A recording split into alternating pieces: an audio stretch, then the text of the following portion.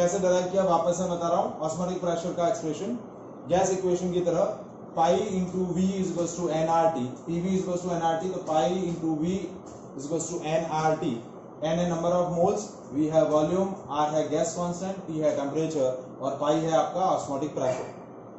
ठीक है, वी को इस तरफ ट्रांसफर किया तो n by v into R into T. ना ये एन बाय वी क्या है, number of moles per unit volume of the number of moles of solute present in a 1 liter of solution, so that is called molarity of the solution, that is C. So expression of osmotic pressure is pi is equals to CRT.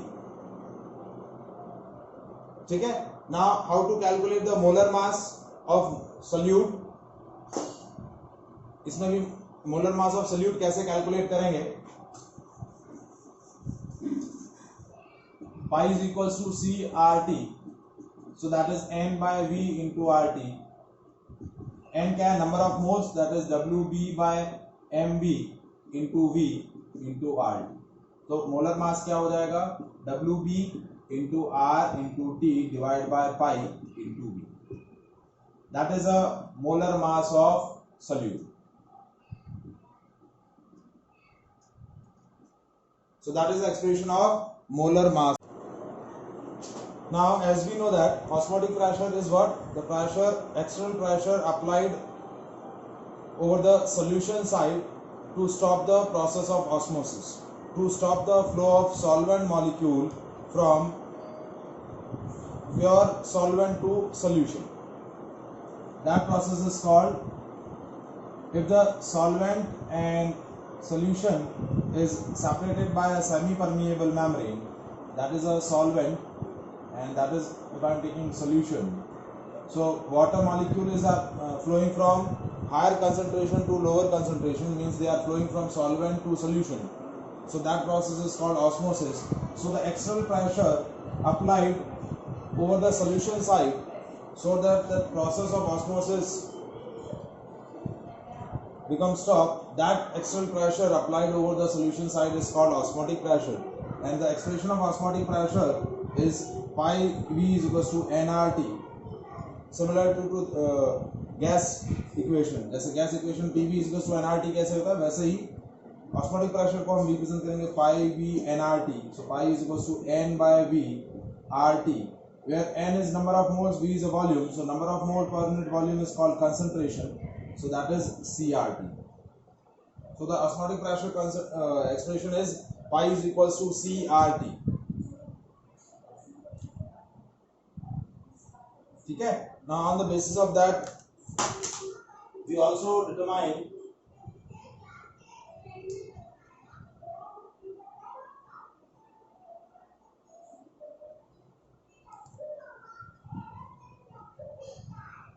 the expression of molecular mass of non volatile solute.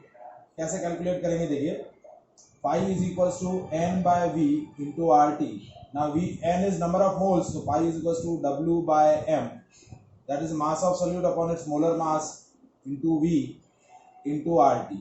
So molar mass का expression क्या हो जाएगा, V WRT by pi V. So that is a expression of molecular mass of non-volatile solute, where W is mass of non-volatile solute, R is a gas constant, T is a temperature, pi is osmotic pressure and V is volume. R gas constant है तो R की value क्या होगी, 0.0821 litre ATM kelvin inverse mole inverse, और it is equals to 0.0831 litre bar kelvin inverse mole inverse. T is a temperature, absolute temperature, that is measure in Kelvin.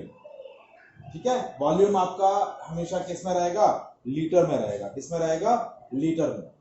Is it clear? Now, next point, on the basis of process of osmosis, we classify the solution into three different categories: isotonic, hypertonic, and hypotonic. As we discussed in the last class, when we place the egg cell into the solution, जैसे हमने egg cell ले लिया, and if we are placing this X cell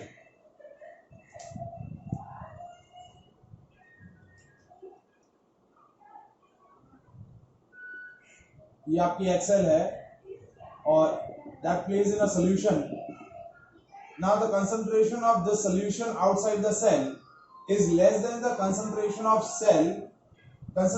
liquid inside the cell. तो क्या होगा, water or the solution outside the cell is transferred into the cell और इसकी वजह से क्या हो जाएगा, आपका सेल का साइज जो है वो बढ़ जाएगा, सेल क्या हो जाएगी, स्वेल अप हो जाएगा। देखिए सपोज इनसाइड द सेल जो आपका सॉल्यूशन है या जो भी लिक्विड कंटेन है उसकी कंसंट्रेशन C1 ले लूं और बाहर जो लिक्विड है उसकी कंसंट्रेशन C2 ले लूं। C1 is concentration of liquid inside the cell and C2 is concentration of liquid outside the cell. Now if C2 is less than C1 means outside the cell जो liquid है उसकी concentration inside the liquid की concentration से कम है, then liquid enters into the cell and swell up the cell. Cell क्या हो जाएगी, swell up हो जाएगी। then liquid outside the cell is known as hypotonic solution. ये जो बाहर जो लिक्विड है इस लिक्विड को मैं क्या बोलूंगा, हाइपोटोनिक। जैसे if you place resin into the water, morning में आप क्या देखते हैं, रेजिन जो होती हैं वो स्वेल अप हो जाती हैं क्योंकि water is inserted into the resin. तो जो वाटर है, वाटर क्या है आपका, हाइपोटोनिक सॉल्यूशन है क्योंकि उसकी कंसंट्रेशन सेल के अंदर प्रेजेंट लिक्विड की कंसंट्रेशन से कम है। Now next, if the concentration of liquid outside the cell whose concentration is more than the concentration of liquid inside the cell. जैसे सपोज यहाँ हमने इस बार क्या ले लिया, suppose we are placing the X cell into the NaCl solution. हमने किस में प्लेस कर दी, ये हमने NaCl ले लिया, वाटर के बजाय हमने क्या प्लेस कर दिया, NaCl प्लेस कर दिया। तो what will happen, the liquid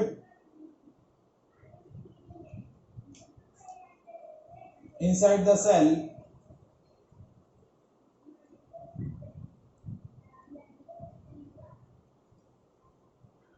extract out या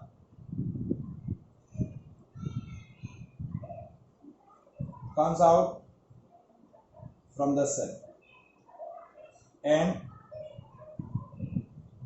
cell will be shrink.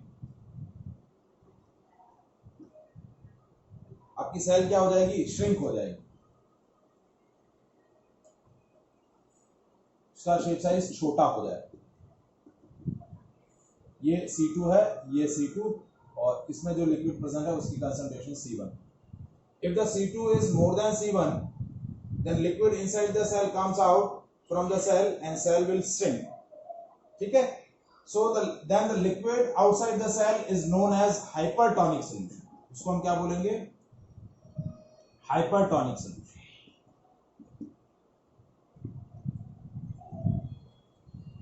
And hypertonic solution have more osmotic pressure than the other solution. Hypertonic solution has more osmotic pressure than the other solution. And hypotonic solution जो हमने last इससे पहले जो discuss किया था, hypotonic solution का जो osmotic pressure होगा that will be the lesser than the other solution. Hypertonic solution का osmotic pressure ज्यादा होगा क्योंकि concentration ज्यादा है, तो obvious सी बात है osmotic pressure भी ज्यादा होगा क्योंकि osmotic pressure क्या होता है, pi is equal to CRT। R और T कांस्टेंट है, पाई किस पे डिपेंड करेगा, directly pi is directly proportional to the concentration. तो कंसंट्रेशन ज्यादा होगी तो ऑस्मोटिक प्रेशर ज्यादा होगा, कंसंट्रेशन कम होगी तो ऑस्मोटिक प्रेशर कम होगा। So the osmotic pressure of hypertonic solution is more than the other solution and osmotic pressure of hypotonic solution is less than the other solution. अब suppose if the concentration of both the liquid outside the cell and inside the cell is equal, then such a solution is called isotonic solution. Means then the liquid outside the cell is known as isotonic solution. And क्या होगा? No flow of water या liquid through semi permeable membrane. किसी भी तरीके का liquid का flow नहीं होगा. ठीक है. यदि दोनों कंसंट्रेशन सेम रहेगी तो किसी भी तरीके का लिक्विड फ्लो नहीं होगा, ना इनसाइड द सेल ना फ्रॉम आउटसाइड द सेल. और ऐसा सॉल्यूशन क्या बोला जाएगा? Isotonic solution. और आइसोटोनिक सॉल्यूशंस में दोनों लिक्विड की कंसंट्रेशन क्या रहेगी? सेम रहेगी. When the concentrations are same, then their osmotic pressures are same.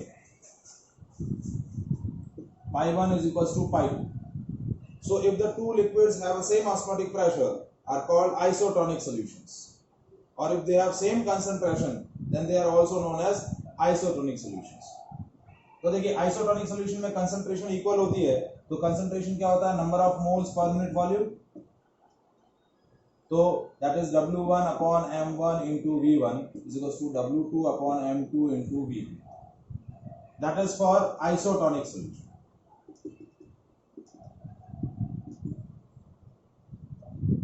So on the basis of process of osmosis, solutions are classified into three categories: isotonic solution, hypertonic solution, hypotonic solution. Is that clear?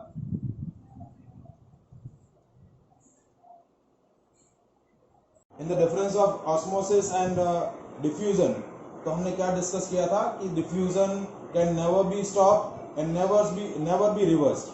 जबकि आप osmosis को stop भी कर सकते हैं और reverse भी कर सकते हैं. So when we reverse the osmosis, so that is called reverse osmosis process. ठीक है. शॉर्ट फॉर्म में इसको हम क्या बोलते हैं?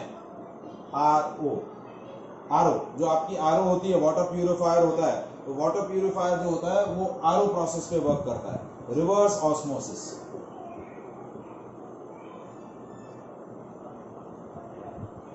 So what is the reverse osmosis? Suppose if the solvent and the salt solution is separated by semi-permeable membrane and we apply a external pressure on the solution side more than the osmotic pressure. Osmotic pressure क्या होता है? That pressure, external pressure applied over on the solution side to stop the process of osmosis. वो external pressure जो osmosis को stop करने के लिए solution side पे लगाया जाता है, वो एक्सटर्नल प्रेशर क्या बोला जाता है? ऑस्मोटिक प्रेशर बोला जाता है. But suppose if we apply the osmotic external pressure over the solution side more than the osmotic pressure, then what will happen? Solvent molecules flowing from salt solution to solvent side.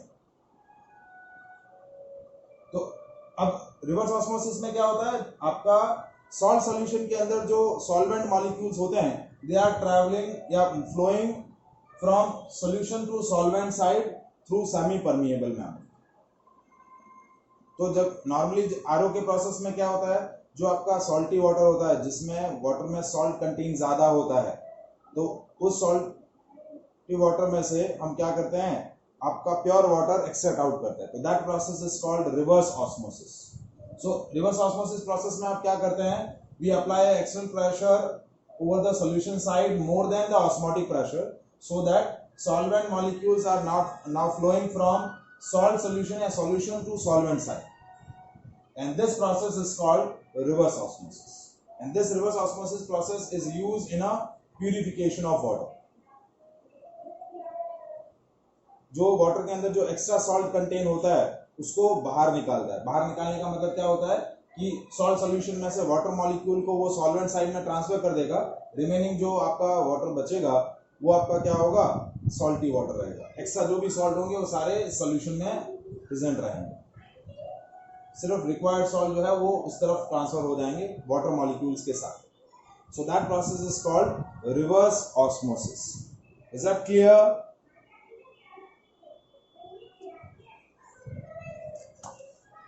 ठीक है, ठीक है। ये आपका solvent जो है ये क्या है आपका, नॉर्मली फ्रेश वाटर, ये फ्रेश वाटर है, ये आपका सॉल्टी वाटर है या सॉल्ट सोल्यूशन बोलते हैं आप। तो सॉल्वेंट मॉलिक्यूल्स जो है, वाटर मॉलिक्यूल सॉल्ट सोल्यूशन से फ्रेश वाटर की तरफ क्या करेंगे, मूव करेंगे। When we apply a pressure, external pressure more than the osmotic pressure over the solution side. Is that clear?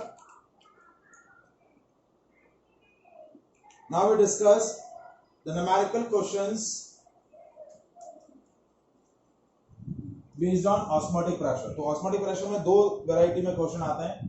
एक तो आता है पाई v इक्वल्स टू CRT, एक इस फॉर्मूले पर बेस्ड रहता है, पाई इक्वल्स टू CRT। दूसरा molecular mass that is WRT by pi v, ये molecular mass of non volatile solute. और तीसरा जो वैरायटी रहता है that is based on isotonic solution, C1 is equals to C2 that is W1 upon V1 into M1 is equals to W2 upon V2 into M2। तीसरा variety जो रहता है वो आइसोटोनिक सॉल्यूशंस पे रहता है। These variety of questions basically asked in a osmotic pressure. So first question, 0.025 moles of glucose are dissolved in 500 ml of aqueous solution at 20 degree centigrade. What is the osmotic pressure of the solution? आपको क्या दिया है, 0.025 moles of glucose dissolved in 500 ml of water, यानी volume कितना दिया है 500 ml of water at temperature 20 degree centigrade.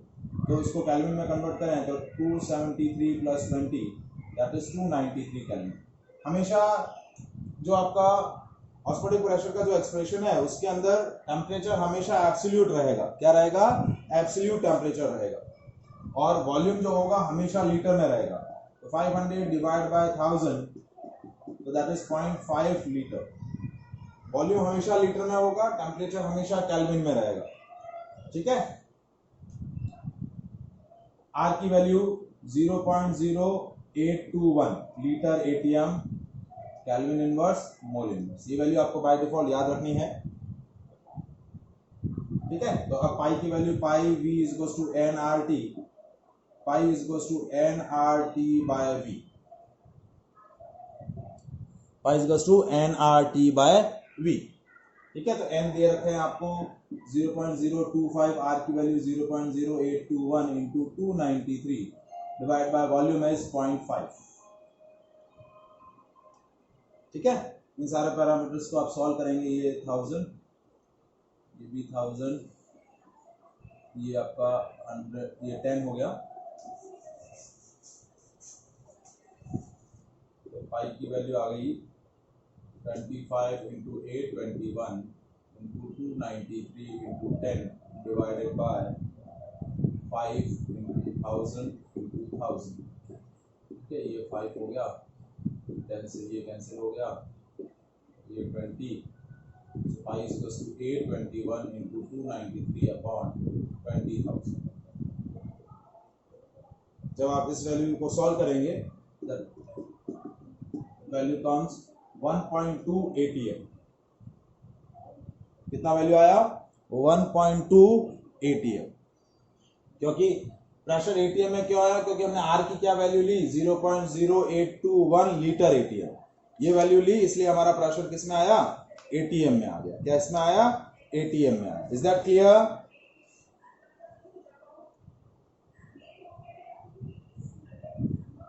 ठीक है, now next question, at 310 Kelvin, osmotic pressure of blood is 8.21 atm. How much glucose should be dissolved in 2-liter solution for an injection which is isotonic with the blood? Temperature क्या है at 310 kelvin, osmotic pressure of blood is 8.21 atm। Osmotic pressure कितना दिया 8.21 atm, ठीक है। Temperature है 310 kelvin, volume is 2 litre, 2 litre solution है। तो आपको पूछा है हाउ मच ग्लूकोज, यानी W का अमाउंट ऑफ ग्लूकोज आपको पूछा है, osmotic pressure sorry non volatile solute का मास पूछा है। अब M क्या है, that is molar mass of glucose C6H12O6, ठीक है। तो ग्लूकोज का मॉलिक्यूलर मास कितना होगा 6 into 12 plus 12 into 1 plus 6 into 16, that is 180 gram per mole. So now pi V is equals to W by capital M into R। M by R number of moles की जगह हमने क्या रख दिया, mass of volatile solute और non volatile solute upon molar mass of non volatile solute, ठीक है। आपको कैलकुलेट करना है W की वैल्यू, तो W क्या हो जाएगा pi into V into M by R into T। यह 8.21, V की वैल्यू है 2 लीटर इंटू M है 180 डिवाइड बाय R 0.0821। अब R की वैल्यू ये क्यों प्लेस करी, क्योंकि आपका प्रेशर किसमें दिया हुआ है ATM में, तो 0.0821, ठीक है, इनटू टेम्परेचर है 310, ठीक है। तो देखिए 8.21, ये देखिए ये 100 हो जाएगा और ये कैंसिल होके 10,000, 1 2 3 4, ये 1 2 और ये 1 2 कैंसिल, ये कैंसिल, ये 821 से 821 कैंसिल, ये हो जाएगा 200 into 18 divide by 31, 200 into 18 divided by 31।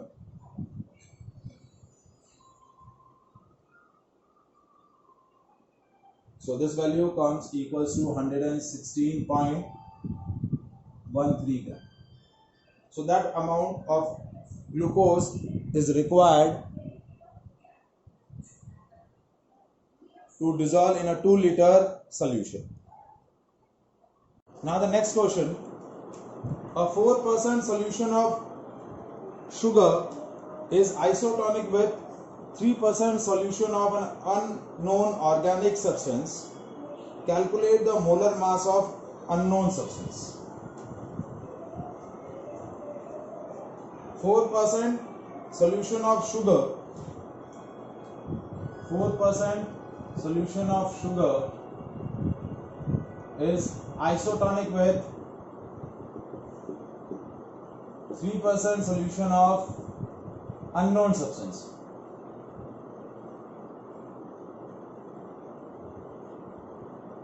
ठीक है, तो आपको इस अननोन सब्सटेंस का मोलिकुलर मास क्या करना है, कैलकुलेट करना है।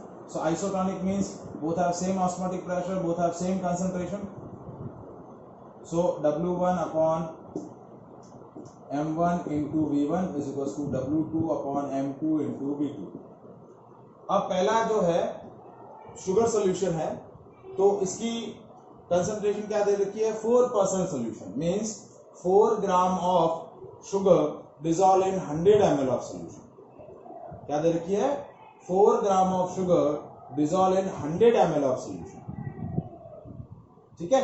तो देखिए V1 आपका 100 ml है, W1 आपको 4 ग्राम दिया हुआ है, और मॉलिक्यूलर मास ऑफ शुगर होती है C12H22O11 और इसका मॉलिक्यूलर मास होता है 342 ग्राम। अब V2 का जो अमाउंट दे रखा है, कंसंट्रेशन दे रखा है, वो दे रखा है दूसरा सोल्यूशन जो है वो 3% सोल्यूशन है, यानी 3 gram of unknown substance dissolve in 100 ml of solution. तो V2 कितना दिया है, अगेन 100 ml, W2 आपको 3 ग्राम दिया है, M2 आपको पूछा है। तो देखिए ml है तो लीटर में कन्वर्ट करना चाहें तो कर लें, नहीं करेंगे तो भी चलेगा क्योंकि कैंसिल हो जाएंगे।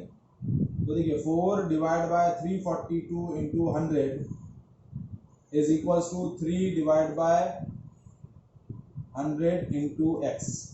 तो 100 से 100 कैंसिल हो गया, ठीक है। 4x is equals to 342 into 3, 4x 4 into x cross multiply किया इज इक्वल्स टू 342 इंटू 3। ठीक है, तो इसको सॉल्व करें तो 4x की वैल्यू आ गई 342 इंटू 3 बाय 4। ठीक है, सो 8 4 जा 32 22 आया, कैंसिल नहीं हो रहा है डायरेक्टली पूरा। ठीक है, तो ये 2 ये 176 इंटू 3 बाई। ठीक है, तो ये हो गया 176 इंटू 1.5। सॉल्व करेंगे that will be the amount. तो अमाउंट आ जाएगा 256.5 ग्राम। So that is the molar mass of the unknown substance. Is that clear?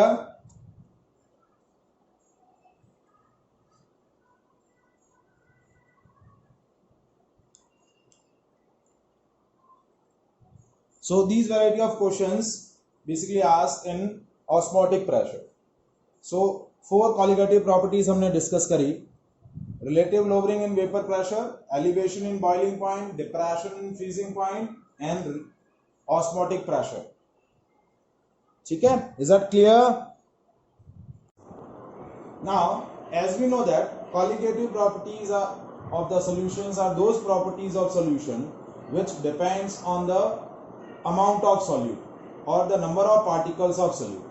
Solution की जो properties solute के amount पर depend करती है, उन properties को हम क्या बोलते हैं? Qualitative property. But suppose when we add a solute into the solution and that solute has a tendency to associate or dissociate into the solution. हम suppose आप ऐसा solute add कर रहे हैं जिसकी टेंडेंसी क्या है, या तो सोल्यूशन में जैसे डिसॉल्व होगा तो डिसोसिएट हो रहा है, तो as it dissociate as it added into the solution, what will happen? The number of particles increases. So the number of particle increases, then the value of colligative property increases.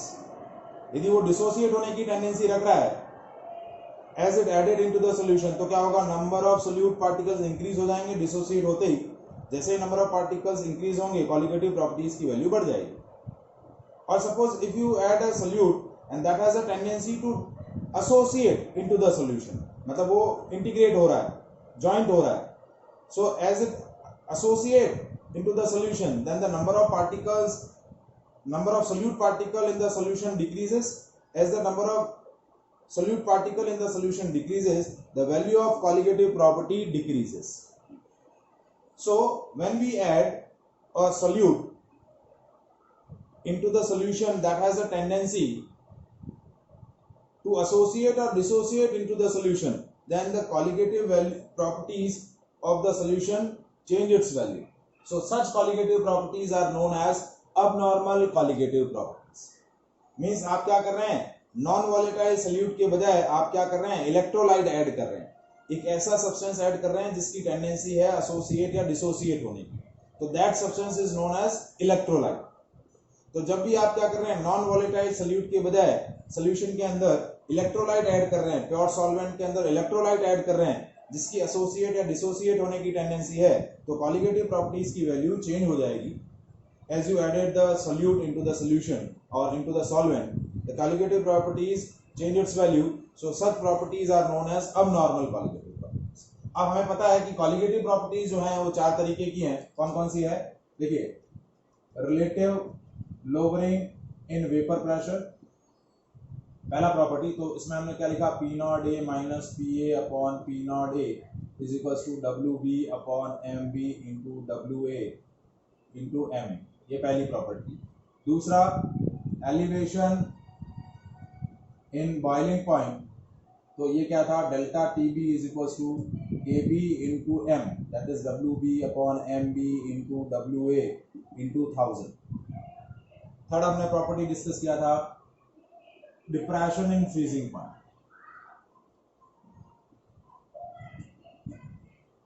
तो depression in freezing point क्या है, delta TF is equal to KF into WB into 1000 upon MB into WA। और चौथा colligative property था osmotic pressure. तो osmotic pressure की value क्या है, pi is equal to nRT by या W by M RT by V। तो अब इन चारों क्वालिटेटिव प्रॉपर्टीज के एक्सप्रेशन में आप देखिए, ये क्वालिटेटिव प्रॉपर्टी है और ये आपका molecular mass. Qualitative property molecular mass, qualitative property molecular mass, qualitative property और मॉलिक्यूलर मास ऑफ सॉल्यूट। देखिए हर एक चारों रिलेशन के अंदर qualitative property and molecular mass of solute is inversely proportional.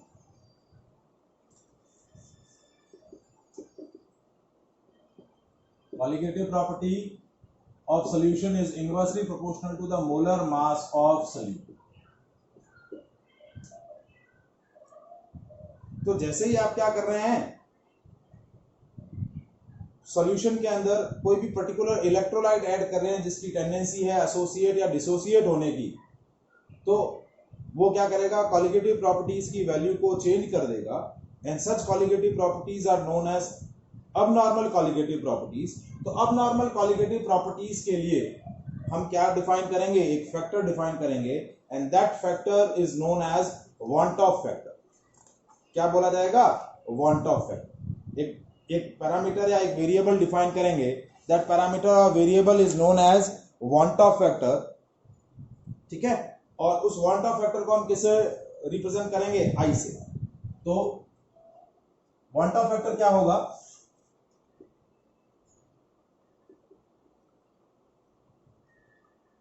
want of factor that is represented by I,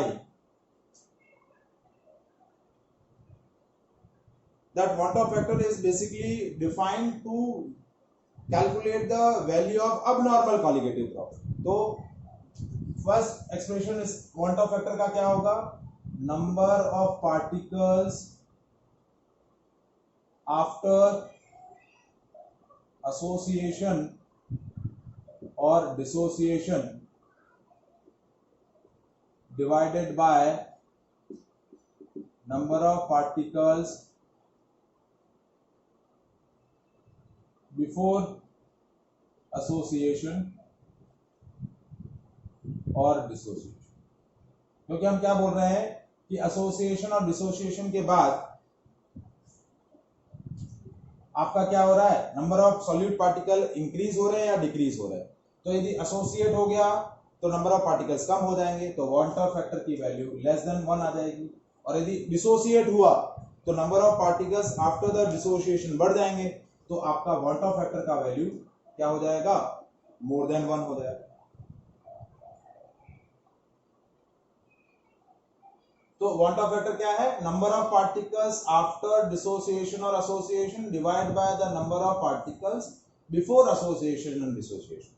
dissociation हुआ तो number of particles ज्यादा होंगे, तो ये वैल्यू बड़ी है, न्यूमरेटर डिनोमिनेटर छोटा होगा, आई की वैल्यू मोर देन 1 आएगी।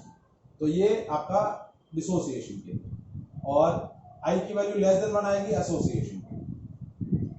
और ये जो जितनी भी क्वालिटेटिव प्रॉपर्टीज है, इन क्वालिटेटिव प्रॉपर्टीज में क्या चेंज होगा, इन सब में वांट ऑफ फैक्टर मल्टीप्लाई हो जाएगा।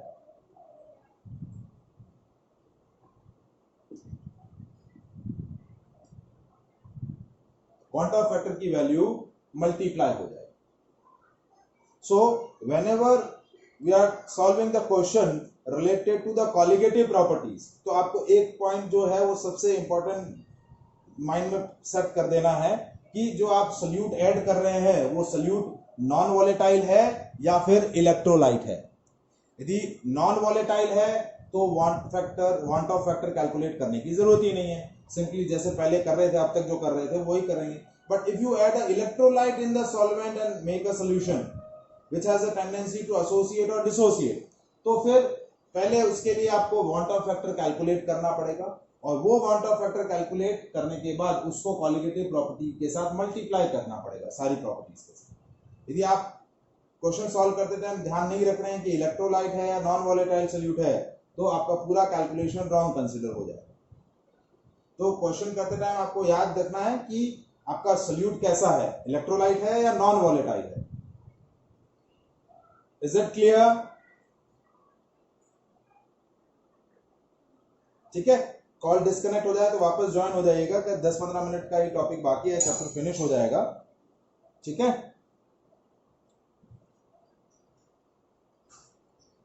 Point of factor equal to 1 हो ही नहीं पाएगा ना, वो कंडीशन ही नहीं होगी।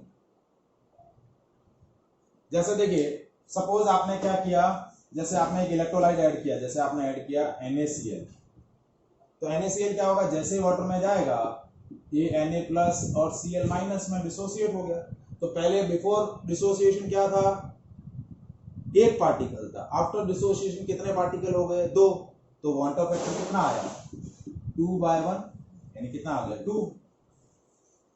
अब suppose if you are adding acetic acid, तो एसिटिक एसिड क्या होता है, ऑर्गेनिक सॉल्वेंट में एसोसिएट हो जाता है, वो डाइमर बना लेता है।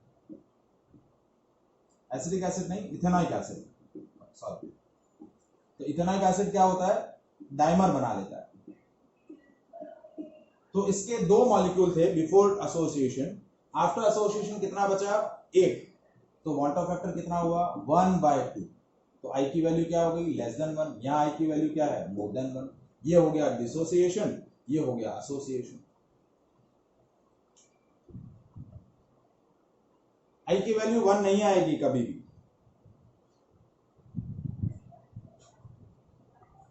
ठीक है।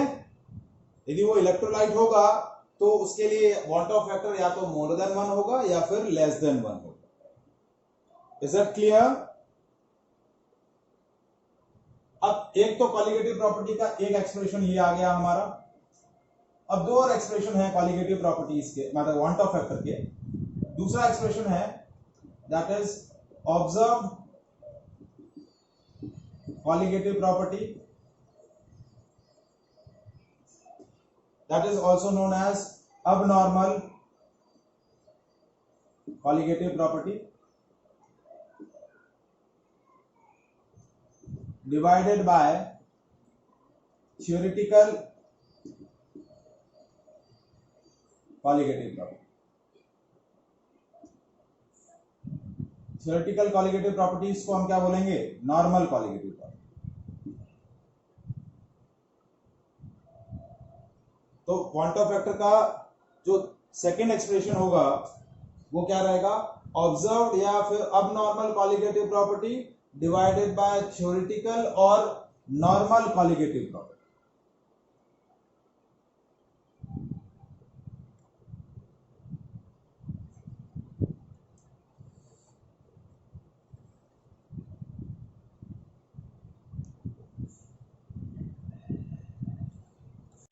अब हमने नेक्स्ट जो पॉइंट डिस्कस किया, अभी डिस्कस किया था कि कॉलिगेटिव प्रॉपर्टी और molar mass of solute inversely proportional होते हैं। Colligative property inversely proportional to the molar mass, CPS colligative property is inversely proportional to the molar मास।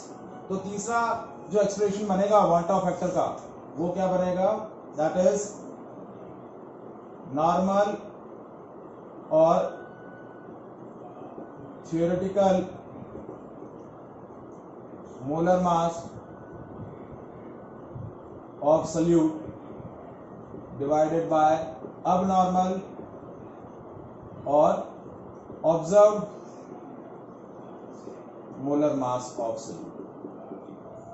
क्योंकि देखिए कॉलिगेटिव प्रॉपर्टीज और मोलर मास इनवर्सली प्रोपोर्शनल है, तो ये क्वांटम फैक्टर क्या था, abnormal colligative property divide by normal colligative property. तो molar mass के लिए क्या हो जाएगा quantum factor, normal molar mass divide by abnormal molar mass. Normal molar mass मतलब उसका theoretical molar mass divide by observed molar mass. Observed molar mass मतलब जो आपने एक्सपेरिमेंटली कैलकुलेट किया बाय एडिंग इलेक्ट्रोलाइट। तो theoretical molar mass divide by observed molar mass. तो ये आपका थर्ड एक्सप्रेशन हो गया क्वांटम फैक्टर का। किसका हो गया, इज दैट क्लियर। तो जब भी आप क्या करेंगे, इलेक्ट्रोलाइट ऐड करेंगे, तो हमेशा उसके लिए आप क्या कैलकुलेट करेंगे, क्वांटम फैक्टर, ठीक है। If this electrolyte has a tendency to associate, तो आप उसके लिए डिग्री ऑफ एसोसिएशन कैलकुलेट करेंगे। डिसोसिएट होगा तो डिग्री ऑफ डिसोसिएशन कैलकुलेट करेंगे। तो नेक्स्ट हमारा जो टॉपिक है वो है degree of association and degree of dissociation of electrolyte and its relation with want of factor. Degree of association और डिसोसिएशन और want of factor में क्या रिलेशन होता है वो हम कैलकुलेट करते हैं. तो हमारा फर्स्ट प्रोसेस है डिसोसिएशन.